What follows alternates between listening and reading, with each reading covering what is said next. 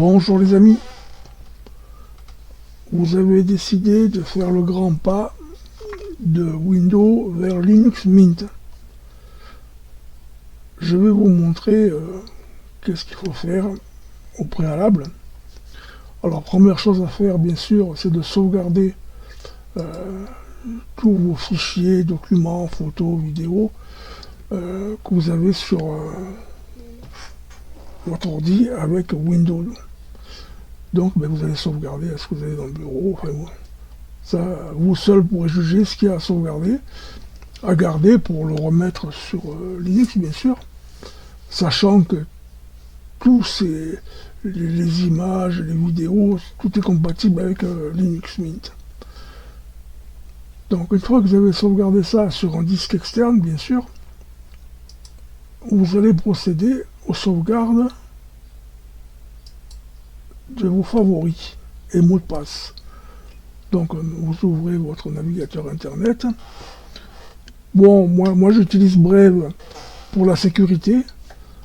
Entre autres, par exemple, quand vous regardez une vidéo sur YouTube, Brave vous dispense des publicités intempestives.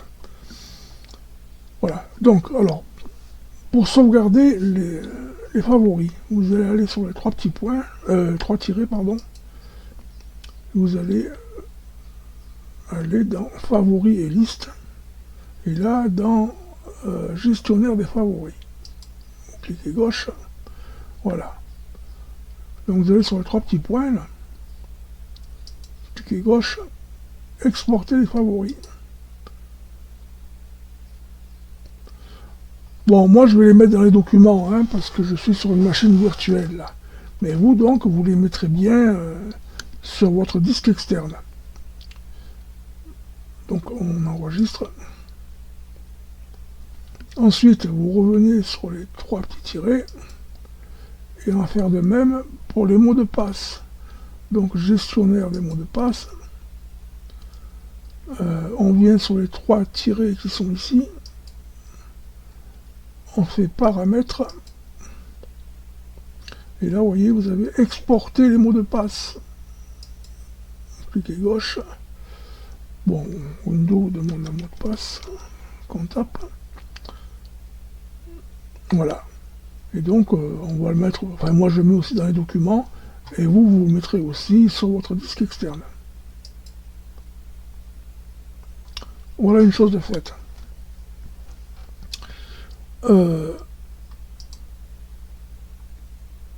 Ça je laisse ouvert parce que j'en ai encore besoin. Vérifiez bien, parce que si jamais vous n'avez pas sauvegardé comme il fallait, vous avez tout perdu. Hein. Donc bon, hein, on a bien nos sauvegardes sur le disque externe. Ensuite, ce qu'il faut faire, bon, vous reprenez donc votre navigateur et dans la barre des tâches, pardon, dans la barre de recherche, vous allez taper Linux Mint. En un mot ou deux, peu importe. Et en premier de la liste, vous avez Linux Mint. Voici. Bon, si vous voulez, vous pouvez traduire en français. Ça, je le ferme. Donc, voilà. Alors, vous voyez, Linux Mint, la dernière version du système d'exploitation convivial est ici. Donc, on a le download ici. Bon, là, l'affichage se fait mal, mais c'est pas grave. Donc, on va cliquer sur download. Et là, nous avons encore un petit choix. Hein. Vous avez trois distributions différentes de Linux Mint.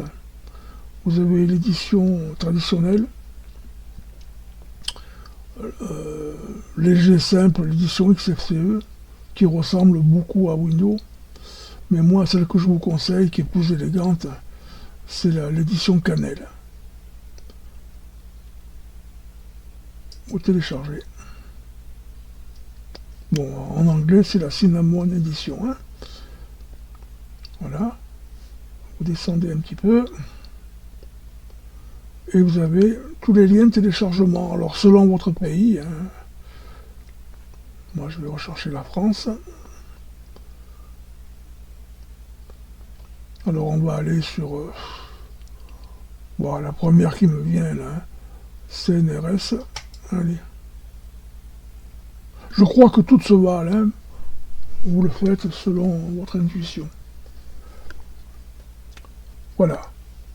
Et là, en haut, on voit que le téléchargement a commencé. Eh bien, on va le laisser faire. Bon, bien sûr, je vais couper la vidéo au montage. Et je vous reprends juste après, quand ce téléchargement est terminé. Voilà, le téléchargement est terminé. Donc, nous allons aller dans le répertoire de téléchargement. Nous pouvons fermer le navigateur internet et voilà.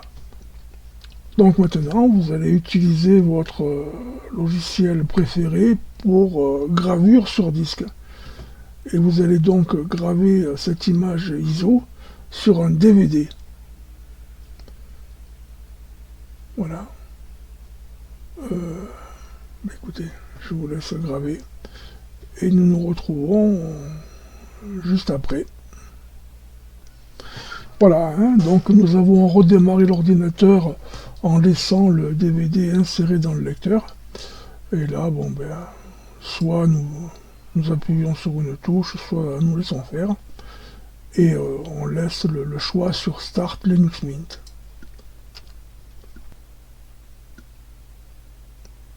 Bon, il y aura des informations qui vont défiler. Ne vous en préoccupez pas. Voilà. Donc là, nous avons juste démarré sur le DVD. Hein. Linux n'est pas installé. Donc nous allons cliquer 2 fois gauche sur Install Linux Mint. Une petite roue colorée qui tourne pour vous montrer que votre machine travaille. Donc nous allons choisir notre langue, hein, qui est le français pour ma part. On vous demande votre clavier. Bon, en France, en principe, hein, on a un clavier français AZERTY.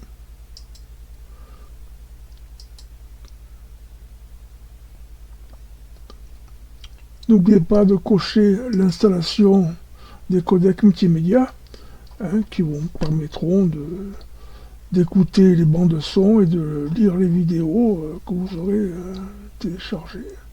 Alors je continue. Alors, si vous installez le Linux sur une machine contenant déjà Windows, il vous proposera de l'installer à côté de Windows. Chose que je vous déconseille, car moi, là, il y a 4 ou 5 ans, quand j'ai voulu tester Linux Mint, bien sûr, je l'ai mis à côté de Windows. Quand j'ai vu que Linux Mint était excellent, et ben, au bout de 3 jours, j'ai tout recommencé. Alors là, si vous installez directement, si vous effacez le disque directement et que vous installez Linux Mint, ben vous allez gagner 3 jours. Donc voilà, alors j'installe. Pardon. Bon, vous avez encore le choix de revenir en arrière hein, si vous avez oublié quelque chose.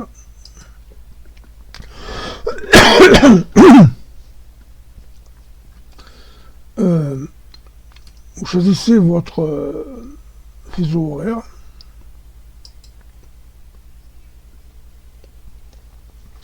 Votre nom. Bon, moi j'ai marqué des mots. Le mot de passe. Alors, là, ça dépend si vous êtes chez vous tranquille ou si vous avez un passage pas très sérieux autour de vous. Hein, si vous avez de jeunes enfants ou si vous êtes au boulot, qu'il y a des gens qui peuvent vous faire des blagues, mettez un mot de passe assez costaud, on va dire. Par contre, par exemple comme moi, que je suis chez moi tranquille, je tape un seul chiffre, ou un seul caractère, comme vous voulez. Et pareil pour ici.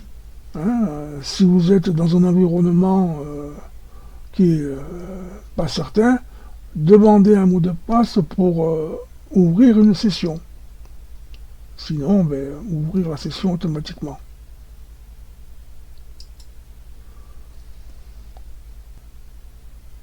Et voilà, l'installation a commencé.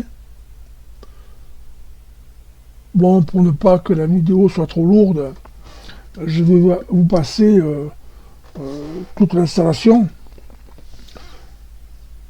Et en fait, moi je vous conseille de regarder, hein, si vous ne connaissez pas Linux, parce que vous avez des informations intéressantes.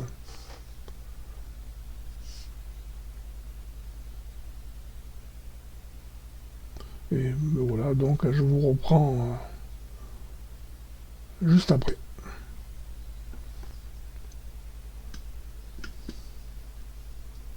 Voilà, nous venons donc d'installer Linux Mint.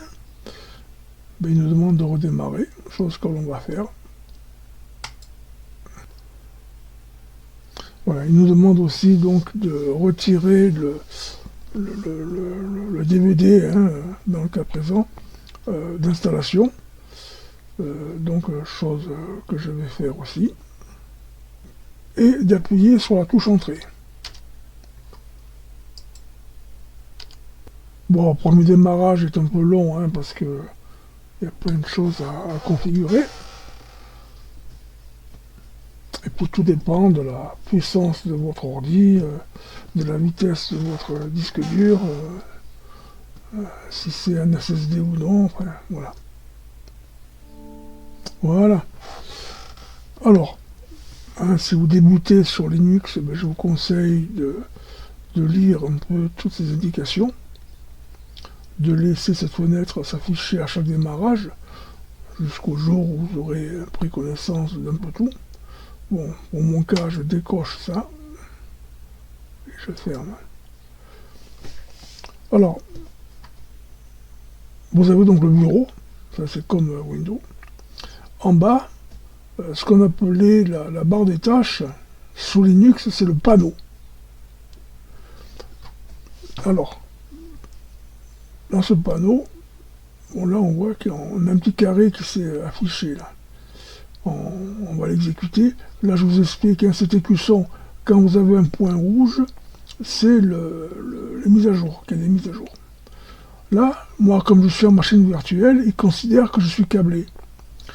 Mais pour vous, si vous avez un abonnement free par exemple, hein, illimité, free ou autre, hein, je ne fais pas de pub pour les fournisseurs d'accès. Si vous avez un abonnement illimité, je vous conseille de vous rendre sur votre téléphone cellulaire, de faire le partage de connexion. Et là, bien sûr, de vous connecter par votre téléphone cellulaire. Ce sera plus rapide que par la box. Bon, maintenant, hein, si vous avez une box filaire, bon, vous restez comme ça. Si votre box a aussi le Wi-Fi, ben, vous configurez aussi le Wi-Fi de votre box. Bon, on vous demandera la clé Wi-Fi. En principe, hein, elle est affichée à l'arrière de la box. Alors, nous allons commencer par ça. Clic gauche. Alors, il nous propose de configurer l'utilitaire de restauration du système. C'est assez contraignant. C'est assez contraignant, puis il va vous demander de sauvegarder sur un disque ou sur un ordinateur, mais bon, bref. Moi, je vous conseille d'ignorer ce relevé. Vos sauvegardes, vous sauvegarderez vos documents, vos photos, tout ça, régulièrement, comme vous faisiez sur Windows. Donc, pas besoin de ça. Et dans le même genre d'idée, il y a aussi le pilote pour les cartes Nvidia. Par expérience, je vous déconseille. Laissez rester avec les pilotes Linux qui fonctionnent très bien. Moi, j'ai eu des problèmes avec les pilotes cartes Nvidia. Maintenant, vous faites comme vous voulez. Bon, ça c'est fait. Donc je ferme.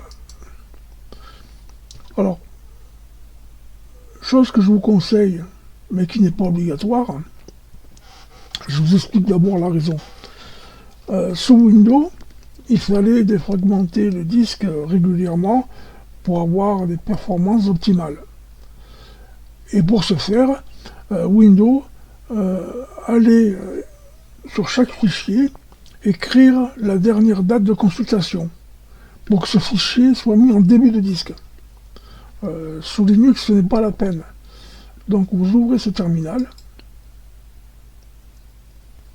Alors, quand vous arrivez à ce niveau, vous tapez sudo nano slash etc slash fstab. On demande le mot de passe, par sécurité, parce qu'on rentre dans le système. Voilà. Donc cet éditeur là ne gère pas la souris. Bon, c'est pas grave, hein, on se déplace avec les flèches. On va sur le E de error et on tape no a time, virgule, ce qui veut dire no access time. Pour sauvegarder, on va faire CTRL O. Vous voyez là en bas, il vous demande le nom du fichier à écrire. On valide par entrée. CTRL X pour en sortir. Mais bon, on va quand même vérifier si on n'a pas fait des bêtises. On flèche du haut, on revient là, on tape entrée. Effectivement, on voit qu'on a bien pris en compte no a time, virgule. Donc là, on fait un CTRL X pour sortir. Et là, un exit pour sortir de cette fenêtre. Voilà. Donc ça, on n'en parle plus. Donc je désintègre du panneau. Le navigateur web Firefox. Moi, je vous conseille d'utiliser Brave. Donc là, pareil, celui-là, on l'enlève du panneau. Ensuite, nous allons faire les mises à jour. Vous voyez? Donc on clique gauche ici. Bon, blablabla, là, on valide. Là, il nous demande si on veut un miroir de dépôt local. Moi, je vous conseille de mettre non, hein, parce que mes mises à jour, j'aimerais bien les prendre à la source, et non passer par un intermédiaire. Donc là, je mets non. Et ensuite, on applique la mise à jour pour le gestionnaire de mise à jour.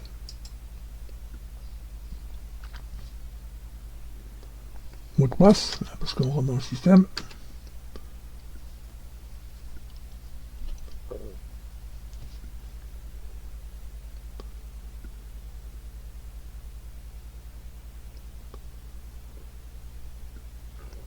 Voilà, puis là, arrivé à ce stade, on installe les mises à jour.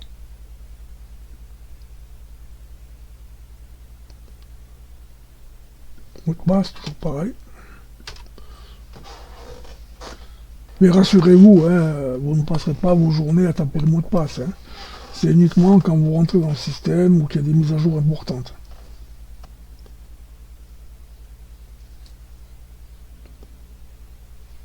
Donc voilà, hein, il a installé les mises à jour. Et il nous demande de redémarrer le système. Parce qu'en fait, il a téléchargé un nouveau noyau de Linux, le cœur de Linux. Donc, pour le mettre à jour, hein, pour qu'il en tienne compte, il faut redémarrer. Donc, chose que nous faisons. Donc, le logo de Linux Mint apparaît. Nous allons retrouver notre bureau. Alors, je vous précise que, contrairement à Windows, Linux Mint met à jour Linux, bien sûr, mais tous les logiciels que vous avez installés sur votre machine. Alors que Windows ne s'occupait que de Microsoft, on va dire, même pas Microsoft, le Windows et le Microsoft Office. Et le reste, il s'en foutait complètement. Bref. Donc voilà. Alors, nous avons notre écusson de téléchargement qui s'affiche ici. Bon, vous voyez, on n'a plus de point rouge, hein, parce qu'on a effectué le téléchargement. Mais nous allons quand même cliquer dessus, parce qu'il nous a demandé de redémarrer. Donc je clique gauche dessus. Voilà. On va dans affichage, noyau Linux. Bon, il y a un blabla que je vous conseille de lire au moins la première fois. On poursuit. Voilà. Vous voyez, et on a la proposition, la supprimer des noyaux. Ben, c'est-à-dire, les noyaux qu'il a remplacés ne servent plus théoriquement, à moins que vous ayez des problèmes de fonctionnement. Mais quand vous avez vu que tout fonctionne bien comme il faut, on va supprimer cet ancien noyau.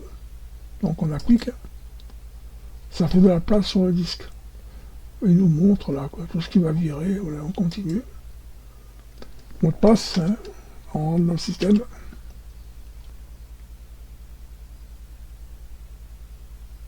Voilà, c'est terminé, donc on ferme. Cela on peut fermer aussi. Alors, nous avons un bureau vide. On va faire un clic droit dessus. Et on va commencer par exemple à modifier l'arrière-plan du bureau. Alors vous avez les images classiques. Plus tard, quand vous aurez téléchargé vos photos, vous pourrez choisir parmi vos photos, vos images. Pour l'instant, moi je vais dans Wallpaper. Et je vais choisir quelque chose.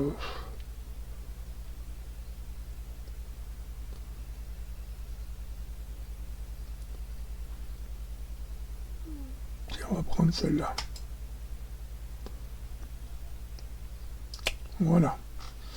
Ensuite, bon, nous avons un bureau vide là. On va faire un clic droit. Personnaliser. Alors, par défaut, nous avons arrangement automatique.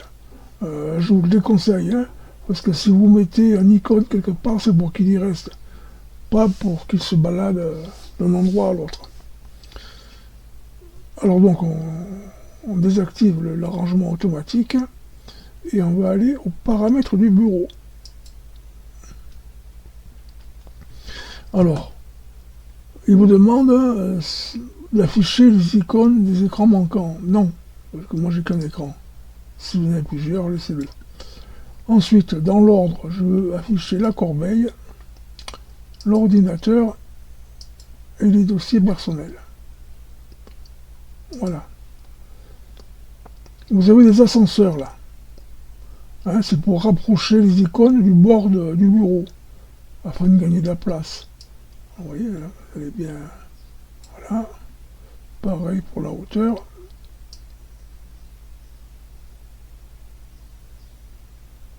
Voilà. Ok. Après, vous pouvez faire comme vous voulez. Hein. Moi, j'aime bien avoir la corbeille en haut. Ça ici et ça là. Pendant que nous sommes dans les paramètres d'affichage, on va dire, vous allez cliquer droit sur le panneau là. Je vous rappelle que c'est la barre des tâches. Paramètres du système. Alors, on va aller sur choix des polices. La police des titres et des fenêtres. Vous voyez, c'est ça. Hein. Donc je vais sur celui-ci par exemple. Et moi j'aimerais l'agrandir un petit peu. Regardez bien là-haut. Je fais plus. Et je sélectionne. Hop là, c'est un petit peu agrandi. Vous pouvez agrandir plus si vous le désirez, bien sûr. Ensuite, ici c'est le menu démarrer, que vous pouvez agrandir aussi. Vous pouvez choisir une petite photo pour votre personnage. Donc on va aller... voilà. Tiens, on va prendre un manchot. Parce que je précise que le logo de Linux, c'est un manchot et pas un pingouin. Oui, bon, voilà. Ensuite, il y a des choses intéressantes à mettre dans notre panneau. À savoir que, bon, chacun a sa façon de travailler, mais moi j'aime bien mettre dans le panneau ce que je me sers souvent, et dans les favoris, ce que je me sers moins souvent.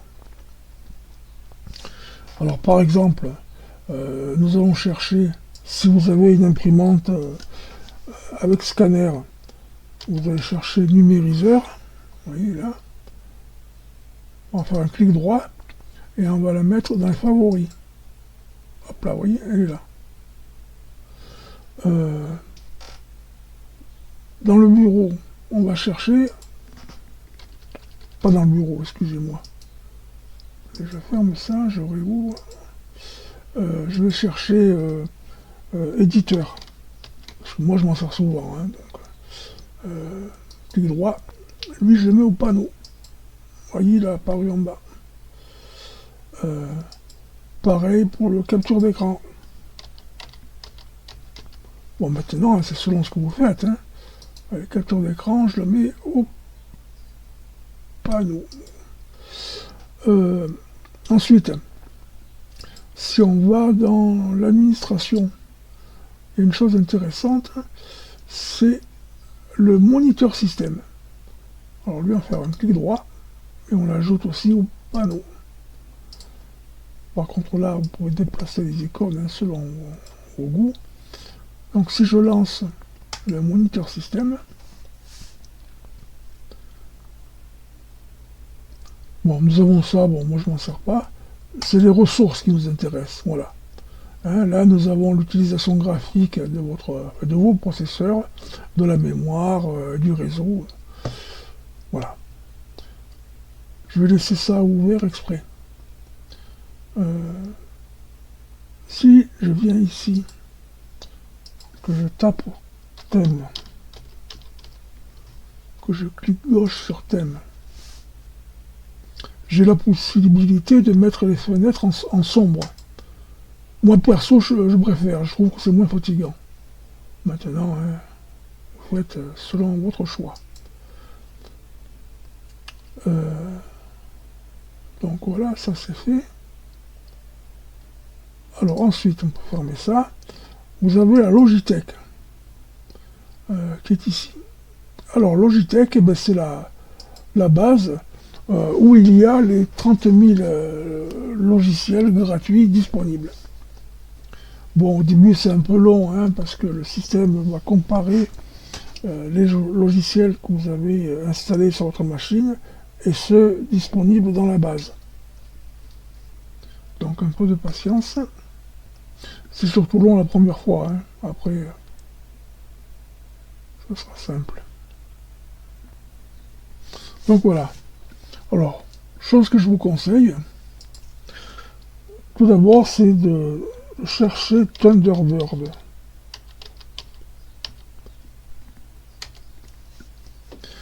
Thunderbird, c'est la gestion de vos boîtes mail.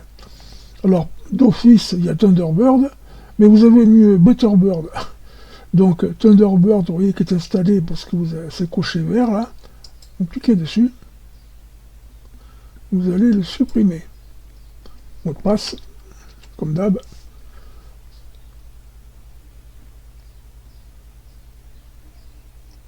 Là, vous revenez en arrière. Vous avez Betterbird. Betterbird, on va l'installer. On confirme hein, les logiciels supplémentaires. Voilà. Donc, ceci, pareil, je vais regarder là. Je tape au début bête, messagerie, Betterbird, clic droit, je la mets au panneau parce que je consulte régulièrement mes mails. Vous voyez, c'est là. Donc maintenant, on peut le déplacer si vous voulez. Voilà, ici. Je vais en profiter pour vous montrer un petit quelque chose. Donc je clique dessus. Bon, bien sûr, hein, vous rentrez votre nom, marquez rien. Je prends une adresse mail secondaire. 4 arrobase.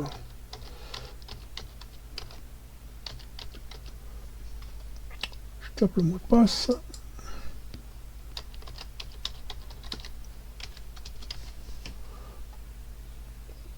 Je continue.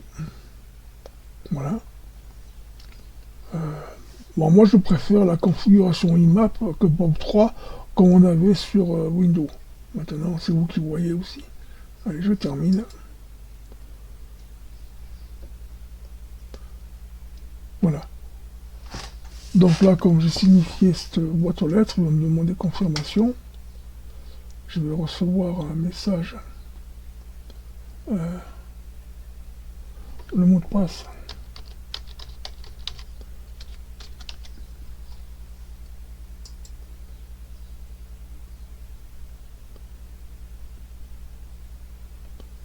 Ok, on autorise.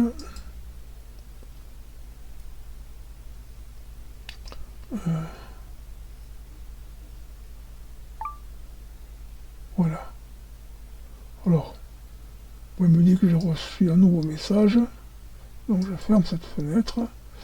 Effectivement, hein, nous avons reçu un message.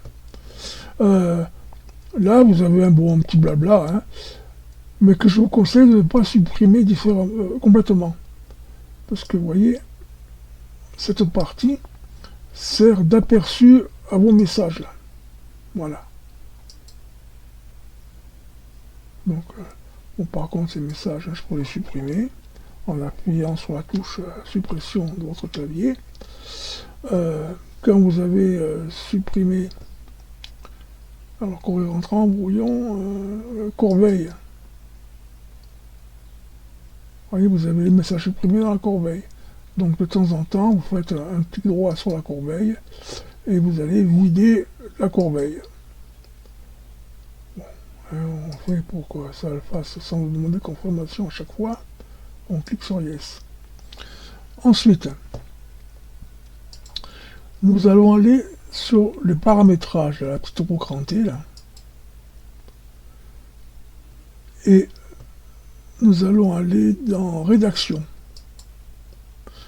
Alors, je vais vous demander de cocher ceci là. Ajouter un aperçu pour les liens du collage d'URL. C'est-à-dire que quand vous allez mettre une adresse URL dans un de vos messages que vous émettez, eh bien, en ayant cliqué sur cette option, l'aperçu de l'URL apparaîtra. C'est tout. Bon, voilà. Bon, ensuite, hein, vous avez le calendrier pour si vous avez des rendez-vous. Là, vous pourrez ajouter des adresses de vos contacts. Voilà. Bon, je vous ai indiqué le principal. Donc, ça, je ferme.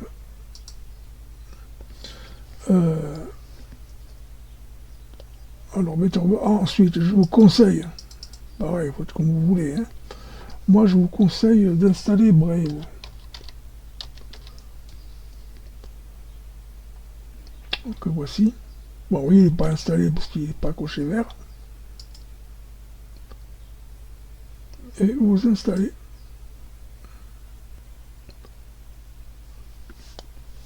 Donc voilà. Alors bref, pareil, je le mets dans... je l'ajoute au panneau. Voilà, ici. Bon, je vous montre un peu comment l'optimiser.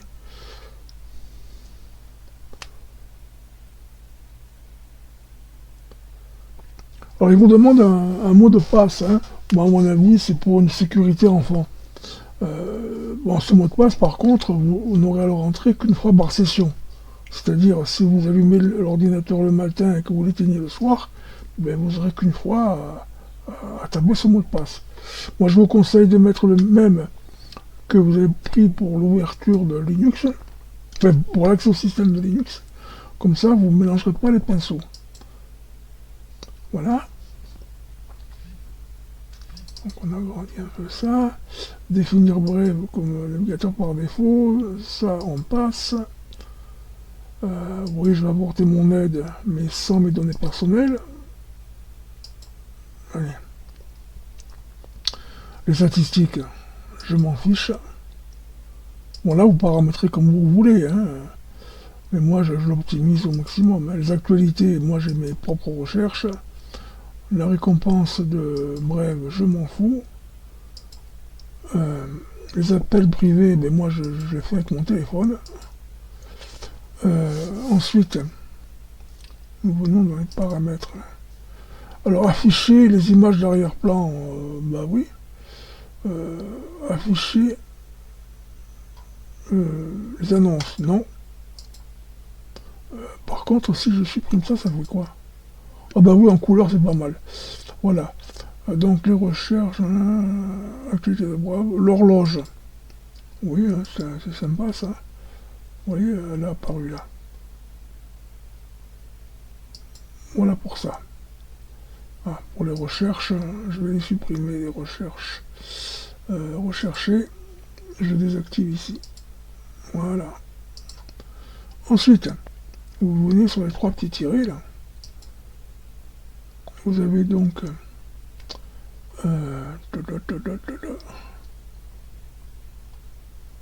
les paramètres, voilà, ils sont là. Alors, si vous voulez, bon, vous pouvez par défaut ouvrir une page nouvel onglet, reprendre où vous étiez arrêté. Sinon, par exemple, on va chercher Météo France. C'est un exemple, hein, faites comme vous voulez. Hein. Bon, Paris, ça on s'en fout.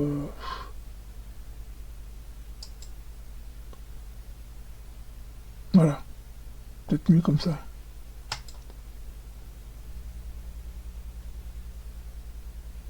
Voilà. C'est un exemple. Hein.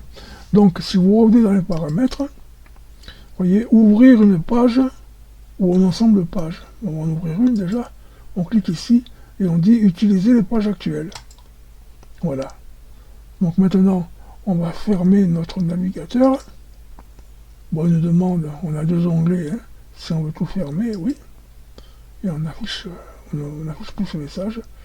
On ferme tout. Ça, je le réduis pour l'instant. Maintenant, si je réouvre mon navigateur Brave, voilà, on a bien la météo.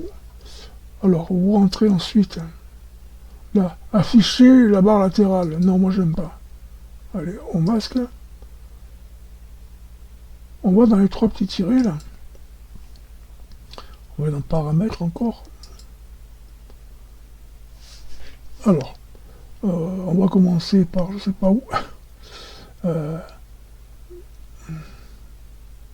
Moteur de recherche. Voilà. Gérer les moteurs de recherche. Alors, moi, Bing, j'en veux pas. Startpage non plus. Et Ecosia non plus. Après, vous avez les téléchargements. Alors, par défaut, il vous met les téléchargements dans les téléchargements, comme le dirait la palisse. Alors, toujours demander où enregistrer les fichiers, ben non, parce qu'on va toujours les mettre dans le téléchargement. Donc on décoche ça. Par contre, les afficher quand le téléchargement est terminé, oui. Voilà pour ça. On revient ici sur les trois petits tirets. On va aller dans favoris et listes. Gestionnaire de favoris. Là, on fait un clic droit. Alors, vous pouvez importer les favoris que vous avez sauvegardés sur votre disque externe. Ensuite, on revient encore ici. Les mots de passe et saisie automatique, mais pareil, un gestionnaire de mots de passe. Et en allant sur les trois petits tirets, là, paramètres, hein, vous pourrez importer les mots de passe que vous avez sauvegardés aussi sur votre disque externe. Bon, je vais quand même pas tout vous expliquer, mais bon, je vais essayer d'en faire un maximum. Qu'est-ce que j'aurais oublié là?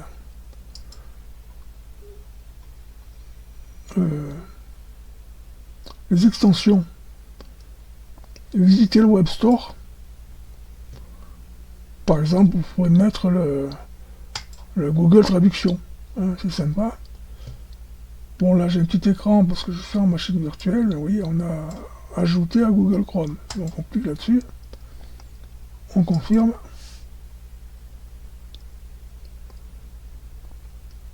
Voilà. Et si vous venez ici, là, sur l'espèce de petit nuage, extension, vous voyez, vous avez Google Traduction. Vous cliquez sur la punaise pour qu'il s'affiche. Vous voyez, il est là. Voilà.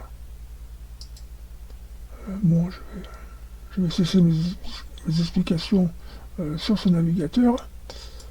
Alors, on va retourner dans Logitech.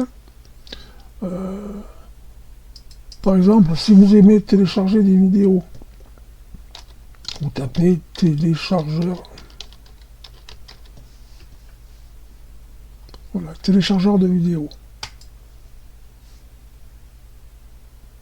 Bon, je vais pas l'installer, mais c'est pour vous expliquer. Ensuite, si vous avez téléchargé ça, je vous recommande MKV Toolmix.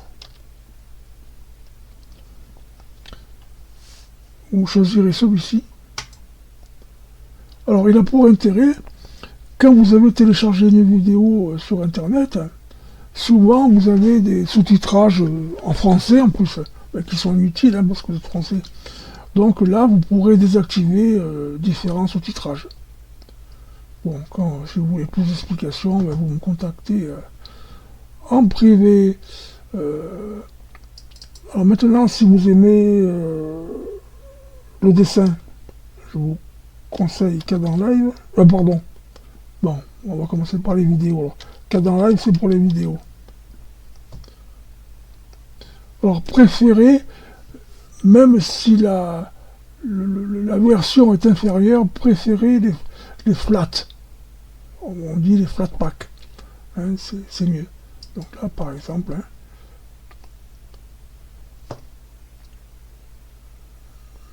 voilà. Hein, vous avez plusieurs pistes pour monter vos vidéos.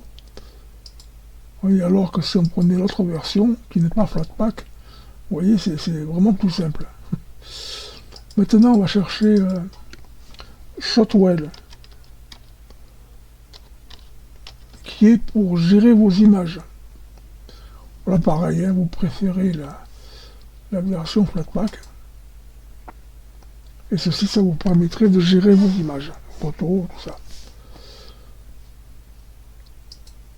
Alors, qu'est-ce que j'oublie d'autre?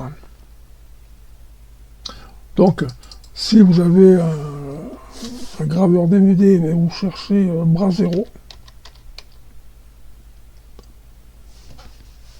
Voilà, Brasero, hein, c'est pour gérer vos DVD. Vous avez aussi Asunder, qui est pour, par exemple, pour télécharger les MP3 qui sont sur vos DVD.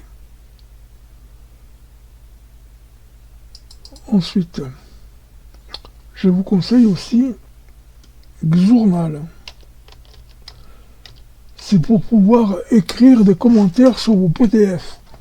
Un exemple, hein, vous recevez vos factures par mail, eh bien, avec Xjournal, bon, tant qu'à faire, on va prendre la version Flatpak qui est Xjournal++, ça va vous permettre de marquer sur le PDF la date à laquelle vous avez réglé la facture, par exemple. Donc, alors vous avez la possibilité de dessiner et d'écrire en texte, hein. Et ça, je vous laisserai chercher par vous-même sur l'application. Bon, donc, etc., hein, vous avez plein d'applications normales. Ah oui, ce que je vous conseille aussi, c'est Only Office.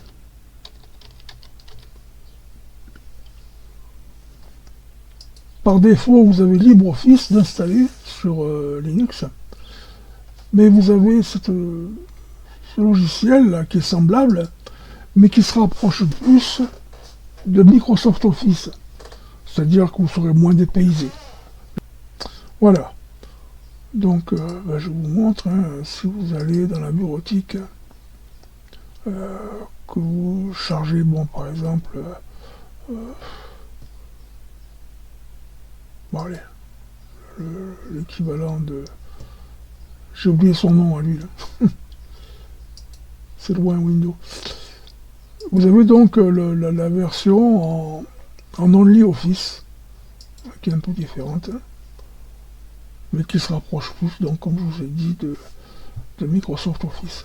Hein, ça, c'est... Voilà. Donc vous avez DocX, XLS, etc. Ensuite, vous avez le choix de paramétrer vos logiciels par défaut. Donc là, je vais taper défaut, DEF, voilà, application par défaut. Alors, pour le courriel, il s'est rendu compte que j'ai changé Thunderbird en Betterbird. Par contre, là, je n'ai pas supprimé le navigateur Web Firefox, parce qu'il peut servir, je crois, notamment pour les embouts, hein. Donc ne l'oubliez pas celui-là. Et par contre, par défaut, je préfère avoir Brave. Voilà. Et après, je ferme. Ensuite, vous avez les applications lancées au démarrage. Donc on va taper démarrage, voilà. Clic gauche. Alors, l'agent des clés, il faut le laisser, hein, absolument. Hein. L'agent Bowman aussi, oui. Les files d'attente d'impression, ben, si vous avez une imprimante, oui, il faut le laisser. Gestionnaire des mises à jour, bien sûr. Le relevé du système, je vous ai conseillé de ne pas en tenir compte. Donc là, vous le désactivez d'une part. Vous vérifiez que c'est bien en bleu, là. Et on va même le supprimer. Même pas la peine de s'embarrasser avec ça. Pareil pour le support NVIDIA. Hein, je vous ai déconseillé d'utiliser ces pilotes. Donc, on le désactive. Et pareil, on le supprime. Voilà. Le reste, il faut le laisser. Hein. Voilà les amis, ben, je pense que je vous ai tout... Ah non, j'ai encore une chose. Par exemple, hein, si vous faites des vidéos comme moi, vous pouvez régler le volume du micro. Donc vous allez dans... Ici, là sur le haut-parleur, paramètres du son, et vous pourrez aller en entrée, vous voyez. Et là, par exemple, ben, vous allez régler le niveau de votre micro en entrée. Moi, je mets 62%, mais c'est vous qui voyez avec votre machine. Voilà. La date.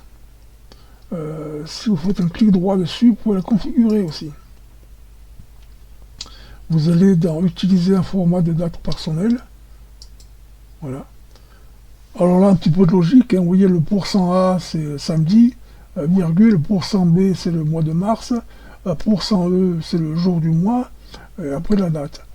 Bon, moi, ce que je vous recommande, c'est de virer pour la virgule après le A, de mettre un %E, hein, pour marquer le numéro du jour. Donc samedi 28 mars, hein, vous regardez en bas en même temps, comme ça vous voyez où vous en êtes. Et là par contre, ce %E, on va le modifier. Si on met un Y minuscule, vous avez 26 de 2026. Si vous mettez un Y majuscule, vous avez l'année 2026 en entier. Voilà. Et quand c'est fait, ben, vous fermez. Les amis, je pense que je n'ai rien oublié. Si jamais c'est le cas, ben, je ferai un rajout à cette vidéo. Bon, mais j'espère ne rien avoir oublié. Et bon, pour fermer, hein, ben, c'est comme sur Windows. Hein, vous allez sur le bouton Power et vous éteignez. Allez, bye bye, à la prochaine.